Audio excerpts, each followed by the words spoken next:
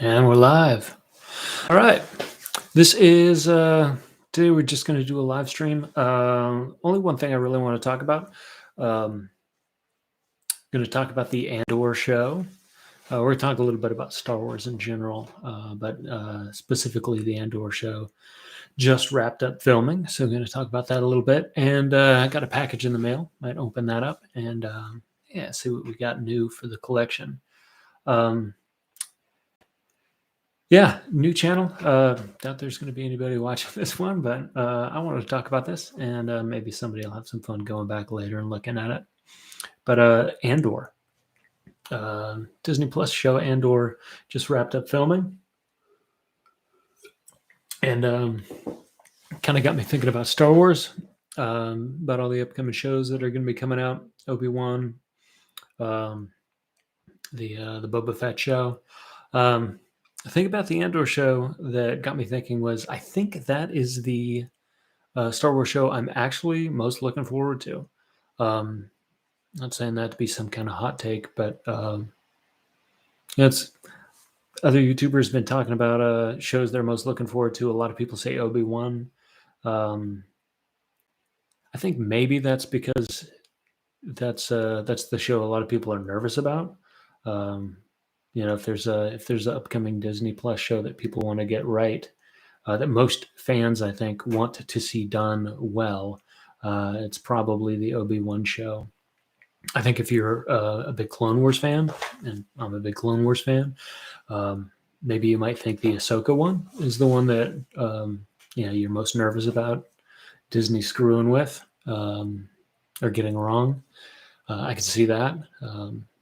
But as far as hype for a show, there's not been a lot of it for Andor. I think that's maybe because, as far as the characters, Boba Fett, an original trilogy character, Obi-Wan, original trilogy character, Ahsoka, obviously at this point is kind of a fan favorite, and she's been present in a handful of different things now, not just the Clone Wars. She's been in Rebels. She's made her live action appearance, and I think incredibly well received in everything she's been in. And the extended universe novels, the comics, that if you dabble in that stuff too. But I think most people, their Star Wars experience is pretty mainstream. It's mostly the movies, maybe one or two of the shows, and then now, of course, with Mandalorian, really setting the high watermark for Disney streaming content. The fact that she was in that, kind of pushes her into the conversation too. But I think Obi-Wan takes that spot for the one that everybody is nervous that Disney might screw up. But for me, I think the one I'm maybe most excited to see is Andor, and a couple different reasons for that. One, I loved Rogue One, and I know that's Star Wars movies. I think more than any of their other properties, Star Wars movies tend to be very polarizing. You get camps around those properties, like original trilogy zealots, and they've got their torches and pitchforks, and sequel trilogy fans that that their entry into Star Wars is Kylo Ren and Rey, and those are their characters. So wherever you fall on that spectrum, fans oftentimes, and I'll just use my personal statements, we tend to get very attached to the era of movies that spoke to us most, kind of brought us into Star Wars. I think with Rogue One, it falls victim to some of that pre-Disney or post-Disney loggerheads that the fandom finds themselves at. Me personally, I think Rogue One is my favorite Star Wars film. I think I've seen A New Hope and Empire Strikes Back and Return of the Jedi more times than I've seen Rogue One, but it's probably close at this point. If I sit down and I'm doing some work, or I'm working on a personal project, doing some Photoshop or Illustrator work, and pop on Disney Plus just to have something running in the background, a lot of time that's going to be Rogue One. There's some other things I'd pop in there too. But I don't know, maybe 60% of the time, if I'm going to have something Star Wars running in the background, that's what I'll pick. I really love that movie. So maybe because I enjoy that movie so much, I have a little more anticipation to see the Andor character return for his prequel. But part of it is this too. Moving forward with Star Wars, if you hold hope in your heart that Star Wars is going to continue to be great and fun and something that's exciting, and for me, like, I want to watch it with my kids, and if you hold on to that kind of hope, I think Andor has to be on your radar for something to keep an eye on. If for no other reason that Disney, now as the owner of Star Wars, really wants their own characters to do well. And I think there's a handful of reasons for that, and I'm going to touch on a couple of those. But just looking at it from a purely business perspective, Cassian Andor as a character is a creation of the Disney era. And whether you love or hate Disney as a creator of Star Wars, they are incentivized to see their own creations, their own characters do well. Now, obviously, they paid a ton of money to get Star Wars as a franchise, and they want to cash in on that, right? They want to take these beloved characters, the storylines that Lucas has created, and monetize those into the future. But you have to understand as a business, and I have to understand as a business, their motivation is going to be to create new characters and see them succeed in a way that Han Solo has, Obi-Wan has, Darth Vader has, and I can't really fault them for that. When they work with older characters, I'm aware enough of the real world to know that they're going to want to see those characters make them money. All I can do as a fan is hope that when they do that, they treat the characters, with the greatest respect possible. And so, when we see Obi-Wan on the screen, he's behaving like Obi-Wan would as a character. Little aside from Andor here and from Disney Plus shows in general, that's, one of the most discussed points of contention with Star Wars has been, Luke Skywalker's treatment. All the original trilogy characters, frankly, in the new Star Wars movies, but Luke Skywalker specifically is, when people saw him on screen, he didn't behave like anyone would expect his character to behave. So we hope when Disney, approaches these original, traditional Star Wars characters, that as fans, when we're watching, we get to see them behave like kind of as we would expect. But I think with someone like Cassian Andor, Disney has much more of a blank canvas with him. Like, obviously, we kind of know where his story is going, barring some, strange thing where, in Rogue One, when the explosion comes and it flashes, spoiler alerts for Rogue One here, they all die in the end, barring some mystical intervention that saves them at the last moment. I think that would be a disastrously bad idea, by the way. But barring something like that, we know how Cassian Andor's story ends. But in the movie rather, he talks about being part of the rebellion, being part of that movement in its formative years. Like, he started as a child. I think in the movie he says he's been part of the rebellion since he was 6. And that is a lot of time to work with, and Disney loves working with young characters. That's why we see Omega being a thing, and I think people respond to that. Ahsoka started in the Clone Wars as a Padawan, a Jedi, but a very young one, right? And audiences respond to that. And again, from a business perspective, you kind of want to hook a new audience when they're young, and then they can grow up with those characters, and then also little maybe more distasteful side of the business, but they can become consumers of those characters, of their merchandise, and of new shows that might come out. Um, how cool would it be for Disney if 10 years from now, when we're watching some uh, new Disney show, a Cassian Andor or K2SO makes a cameo appearance? That would be great for them from a business perspective. Hopefully from a storytelling perspective as well. So yeah, the one of the reasons why I am so excited for the Andor show, maybe more excited than I am for any of the other shows that are announced and that are coming up, is they can do a lot with that character. Maybe even, I won't even say maybe, definitely even more than they can get away with when approaching a Boba Fett or an Obi-Wan. And certainly with it, if in my opinion, actually, with Ahsoka as well. Talk about that in a second. But yeah, they can do a lot with Cassian Andor, and I'm kind of excited to see that.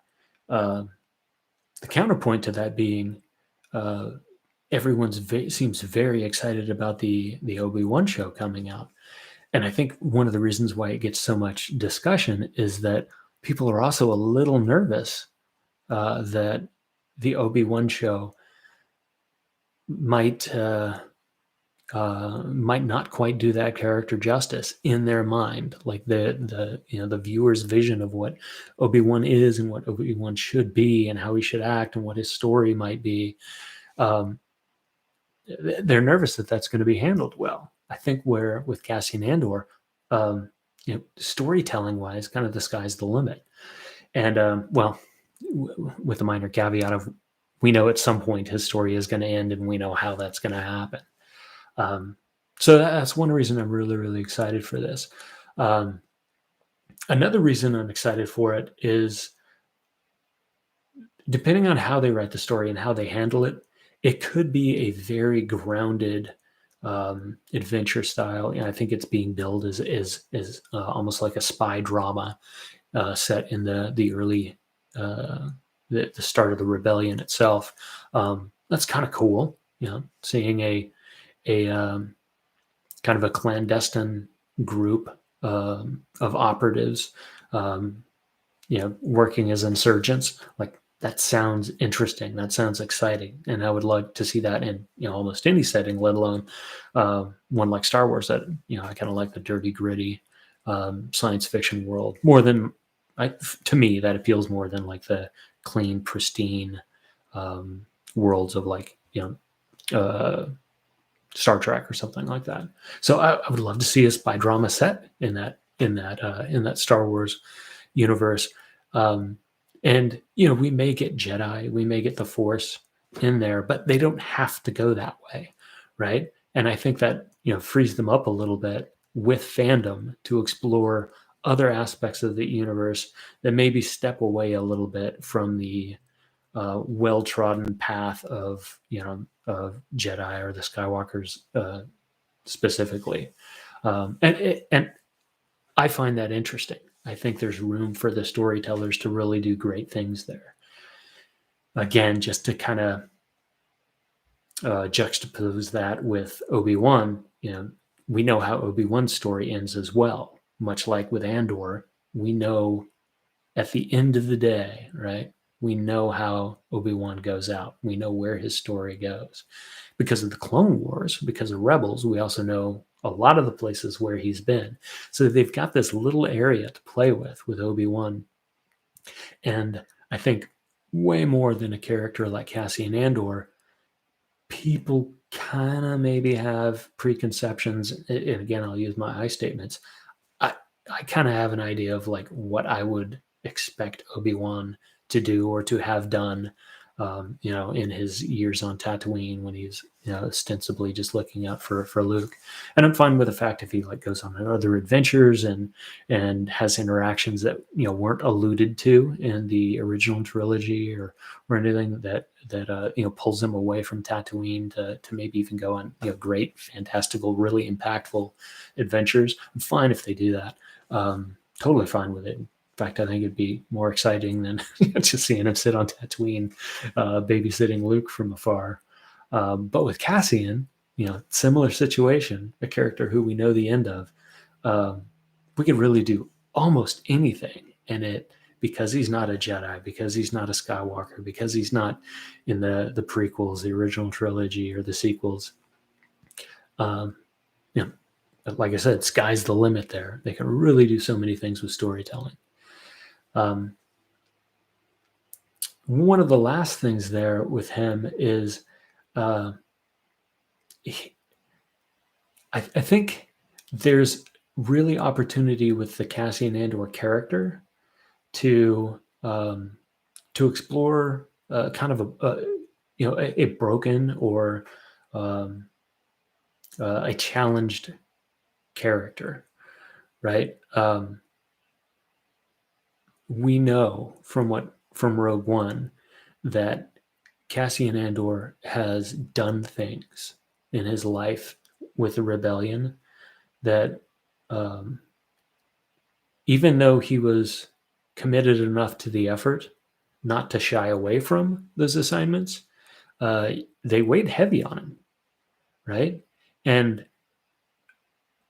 love him or hate him, one of the criticisms I think that is fair to level at the Disney era trilogy, right? Kylo and Rey and Finn and Poe, is that there's a lot of story condensed into not very much time, and a lot of the characters are just kind of along for a ride, and the plot does what it does, right? Um, you don't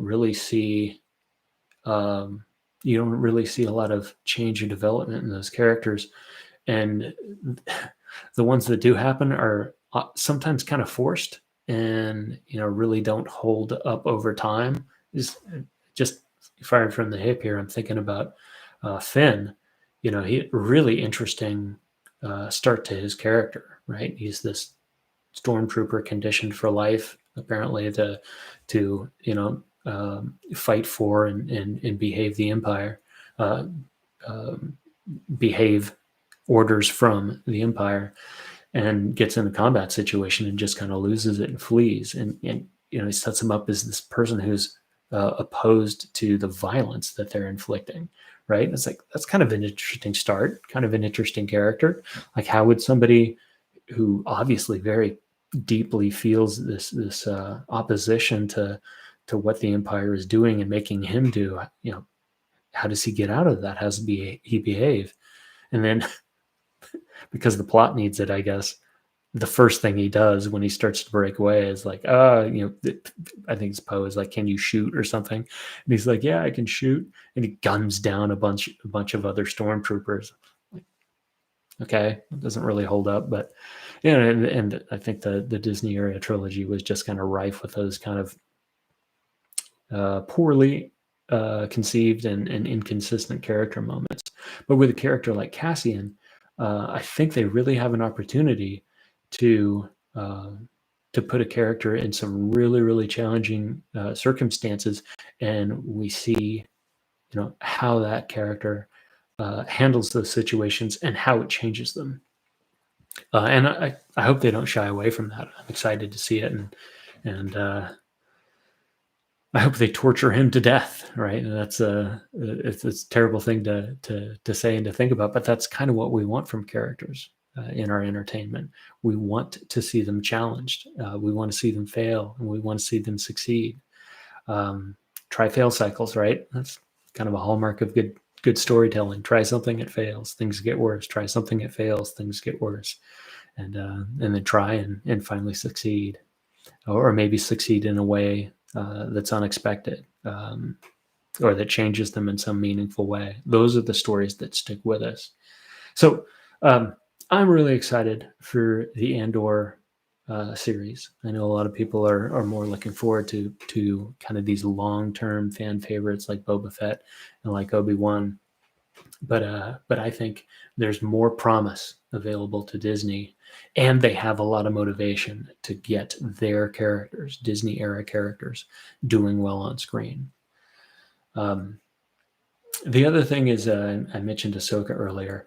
I hope more than any other character. Ahsoka is hands down, far and away, my favorite Star Wars character. Period. Um, she's the background on my phone. Like I love that character. I watch Clone Wars with my daughter, and for me, it's just so I can do something fun with her. But it's also I want her to see, the 12-year-old daughter. I want her to see that character and the path she took, because I think it's phenomenal. I think it's the best character arc in Star Wars. I don't even think it's close. So when it comes to the Ahsoka series, that is the one, even more so than Obi-Wan, that is the one that I am most concerned that could go wrong. And it's the one that I have the most hope for that Disney will do right. So since Disney Plus is so new, with The Mandalorian, they're kind of the barking dog that caught the car.